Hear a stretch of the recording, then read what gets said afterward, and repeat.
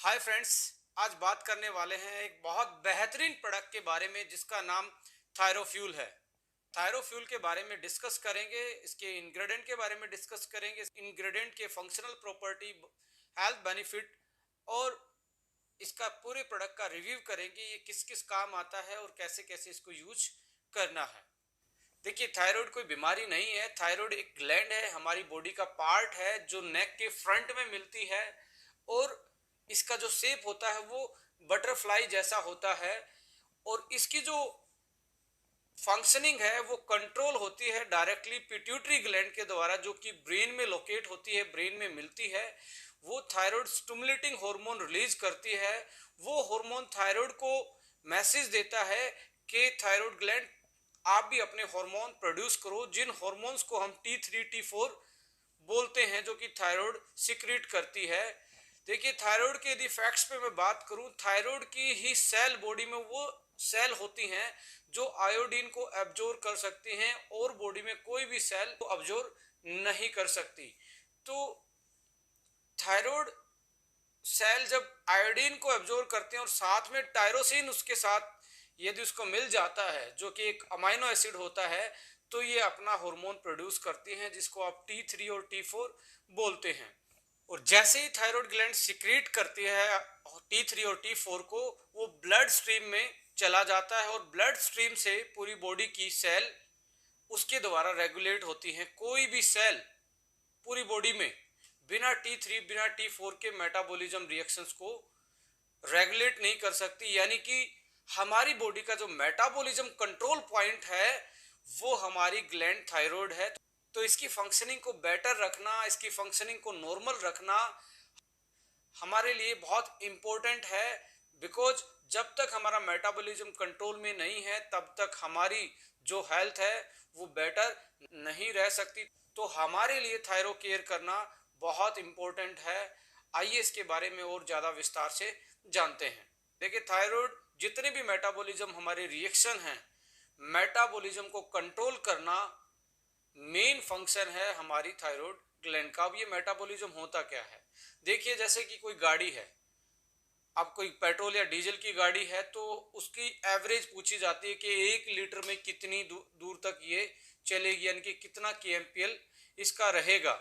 तो ऐसे ही हमारी बॉडी का भी एक पेस सेट होता है, कितनी एनर्जी वो रेस्टिंग पोजीशन में जीने के लिए लेती है, बेसिक रिएक्शन को रेगुलेट करने के लिए लेती है, उसको हम मेटाबॉलिज्म बोलते हैं। बहुत सारे लोग ज्यादा खाते हैं फिर भी मोटे नहीं होते, तो उनका एक ही रीजन होता है कि उनका जो बेसल मेटाबॉलिक रेट है, जिसको बीएमआर बोला जाता है, वो हाई है। यानी कि उसकी जो एवरेज है बॉडी की, जो जैसे गाड़ी की एवरेज होती है, ऐसे ही उस पर्टिकुलर बॉडी की एवरेज भी कम है। यानी कि ज्यादा एनर्जी चाहिए उसकी बॉडी को अपने मेटाबॉलिज्म को रेगुलेट करने के लिए।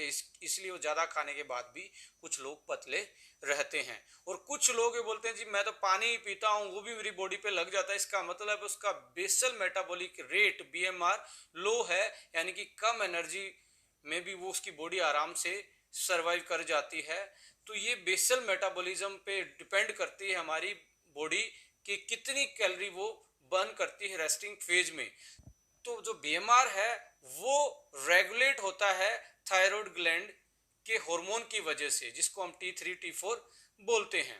अनदर इंपॉर्टेंट वर्क जो है थायराइड का, वो है बॉडी के टेम्परेचर को कंट्रोल करना। थर्ड काम है बॉडी के वेट को कंट्रोल करना।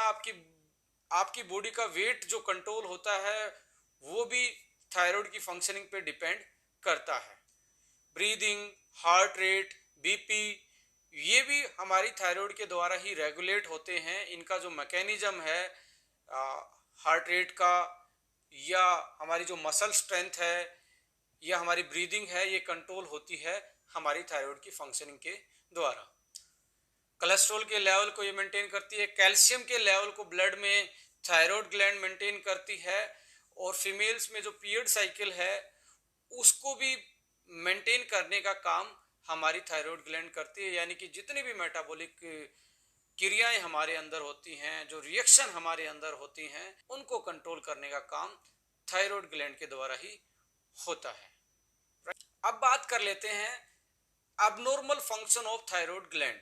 देखिए, दो टाइप के एबनॉर्मल फंक्शन थायराइड ग्लैंड की वजह से हमारी बॉडी में मिलते हैं।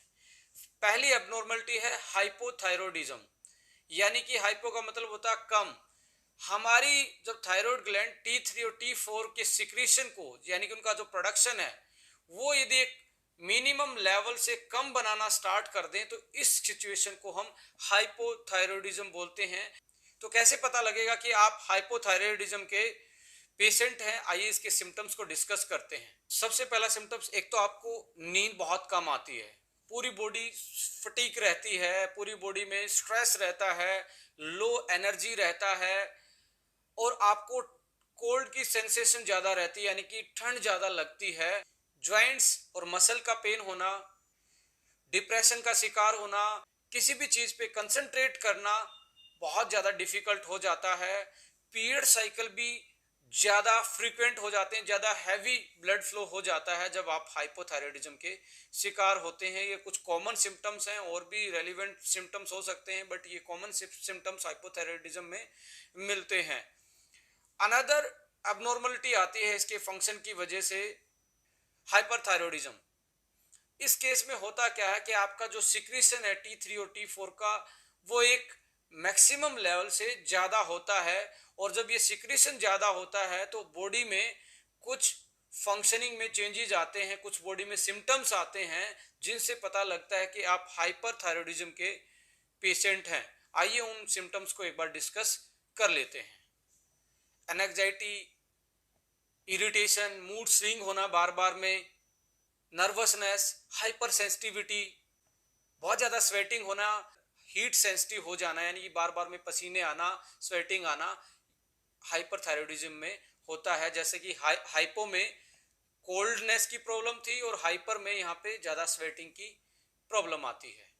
हैंड थ्रम्बलिंग, जिसको आप हैंड कपकपाना, हल्की सी वाइब्रेशन बॉडी में रहना, हेयर लॉस का ज़्यादा बढ़ जाना, और पीरियड्स का मिस हो जाना, और वेरी लाइट पीरियड साइकिल हो जाना, यानी कि ब्लड फ्लो वेरी लाइट हो जाना, बहुत कम हो जाना, ये हाइपरथायरॉयडिज्म के सिम्टम्स हैं। एक होता आयोडीन की डेफिशिएंसी से ग्वाइटर नाम की भी प्रॉब्लम देखी गई है, यानी कि आपकी जो थायराइड ग्लैंड है उसमें स्वेलिंग आ जाती है, मतलब गले में एक स्वेलिंग वाली आपको पार्ट दिखता है, वो बेसिकली आयोडीन की कमी की वजह से ग्वाइटर का होना। ये तीन चीजें बेसिकली हाइपोथायरॉयडिज्म, हाइपरथायरॉयडिज्म और ग्वाइटर नाम की चीजें, ये डिसऑर्डर देखे गए हैं जो कि थायराइड के साथ एसोसिएटेड पाए गए हैं। Right now let's talk about the hypothyroidism और हाइपरथायरॉयडिज्म को कैसे मैनेज करना है, इसके बारे में थोड़ा सा डिस्कस कर लेते हैं। हमने जो थायरोफिल डिजाइन किया है बेसिकली थायराइड की फंक्शनिंग को नॉर्मल करने के लिए किया है, चाहे वो हाइपो हो या हाइपर हो, दोनों को ये नॉर्मलाइज करता है, एक नॉर्मल लेवल तक आपकी थायराइड की फंक्शनिंग को लेके आता है। अब इसके इंग्रेडिएंट पे हम जाएंगे तो आपको मालूम होगा टेक्निकली ये फॉर्मूला क्यों डिजाइन किया गया है, और ये कैसे कैसे आपकी थायराइड की फंक्शनिंग को बेटर करता है। तो हम फार्मूला पे जाएंगे तो ये भी एक हर्बो फूडस्यूटिकल कैटेगरी का प्रोडक्ट है। इसमें भी हर्ब का अपना रोल है, और फूड सप्लीमेंट और न्यूट्रास्यूटिकल का जो पार्ट हमने ऐड किया उसका अपना रोल है।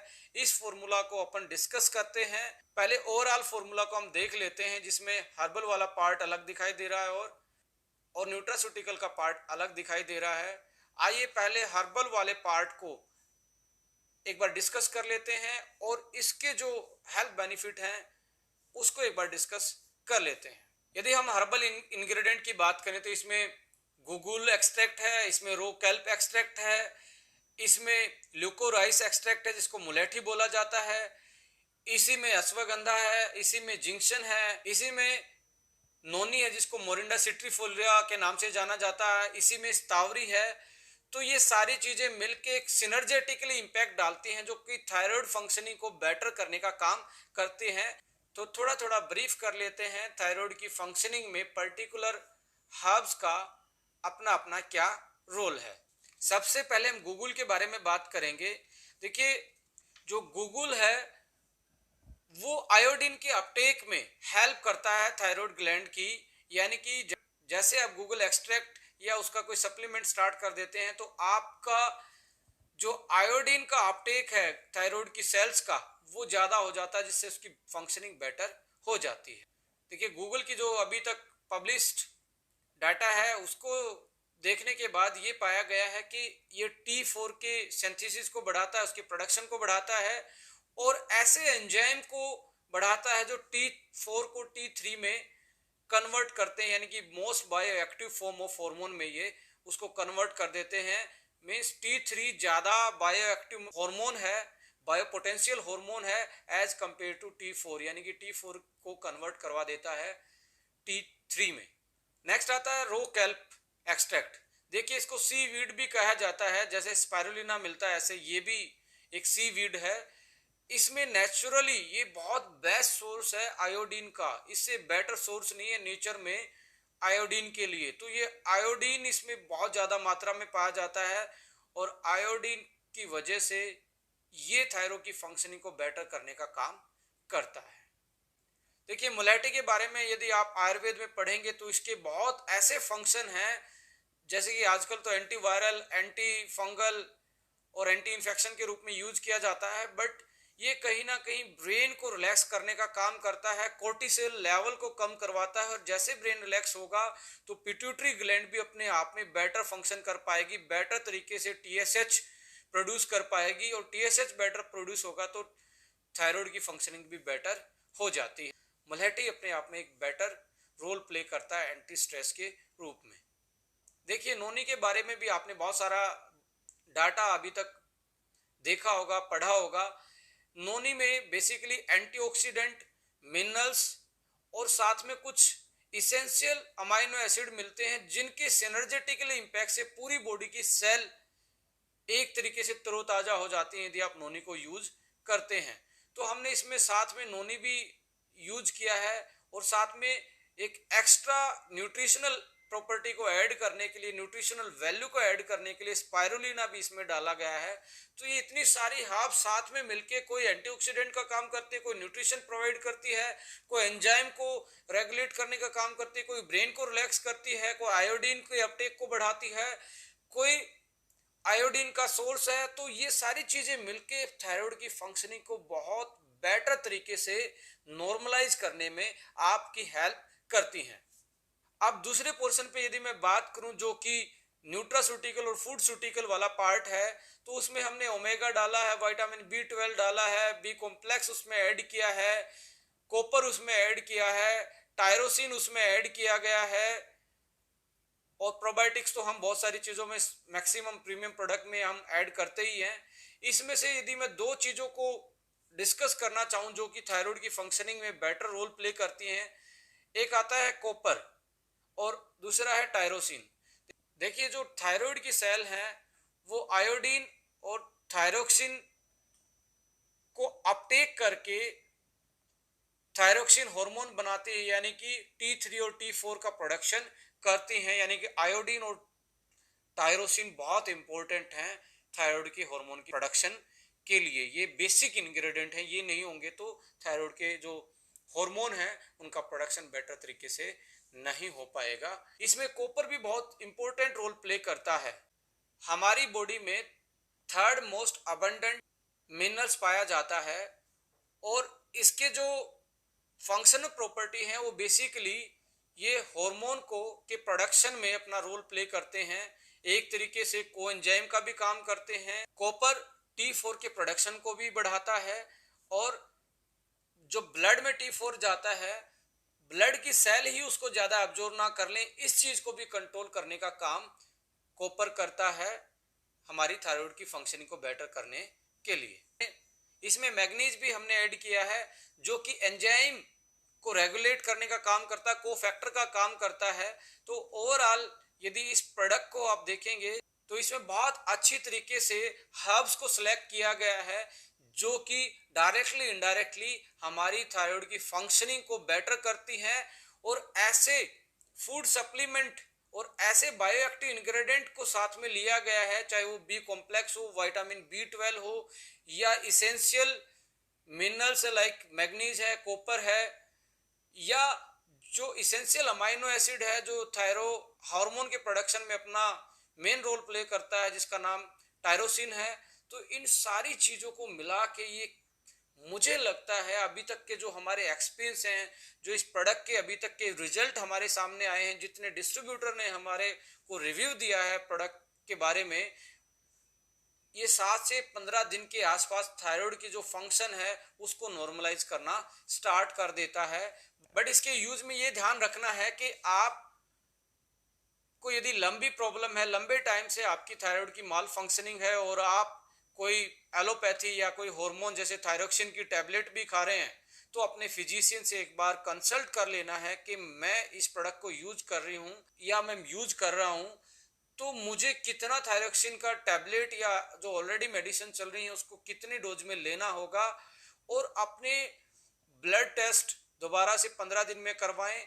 उसके बेस पे भी आप कंक्लूड कर सकते हैं कि आपकी जो फंक्शनिंग है वो कितनी नॉर्मलाइज हुई है और किस लेवल तक वो चेंज हो पाई है। एक और इम्पोर्टेंट चीज इसमें ये है, यदि आप थायरोफ्यूल के साथ KSM-66 या ब्रेन फ्यूल को इंक्लूड करेंगे तो और आपको बेटर रिजल्ट आएंगे, बिकॉज आपकी एनजाइटी का लेवल, आपकी जो पल्पिटेशन है, जो थ्रम्बलिंग वाला पार्ट है, जो इरिटेशन है, जो आपके मूड स्विंग्स के जो रिएक्शंस हैं, उनको आप इन दो प्रोडक्टों को साथ में इनमें से कोई एक प्रोडक्ट को यूज करके और बेटर तरीके से कंट्रोल कर सकते हैं। और फास्ट फूड को अवॉइड करना है, और मेडिटेशन बहुत इंपॉर्टेंट रोल प्ले करता है थायराइड की फंक्शनिंग में, बिकॉज जब आप ओम वर्ड को सुबह यदि मेडिटेशन में यूज करते हैं तो उसका ओ और मैं आपके ब्रेन तक वाइब्रेशन पहुंचाता है, ओ आपके गले में वाइब्रेशन पहुंचाता है। ओ वाला जब आपके गले में वाइब्रेशन पहुंचाएगा तो आपकी थायराइड की फंक्शनिंग बेटर होती है, और मैं की जो साउंड आपके ब्रेन में जाती है, जो वाइब्रेशन, वो आपकी हाइपोथैलेमस और पिट्यूटरी ग्लैंड की फंक्शनिंग को बेटर करती है, जिससे कि आपका प्रॉपर कोऑर्डिनेशन हो जाता है थायराइड ग्लैंड का आपकी ब्रेन वाली पिट्यूटरी ग्लैंड और हाइपोथैलेमस ग्लैंड से। तो आपकी जो मेटाबॉलिक रिएक्शन है, आपकी थायराइड की जो फंक्शनिंग है, वो और बेटर तरीके से काम करना स्टार्ट कर देती हैं यदि आप मेडिटेशन भी करते हैं साथ में। So thank you for watching this video. So अगली वीडियोस आप तक डायरेक्टली आपके पास अपडेशन आए तो आप इस चैनल को सब्सक्राइब कर सकते हैं। Thank you so much. जय हिंद।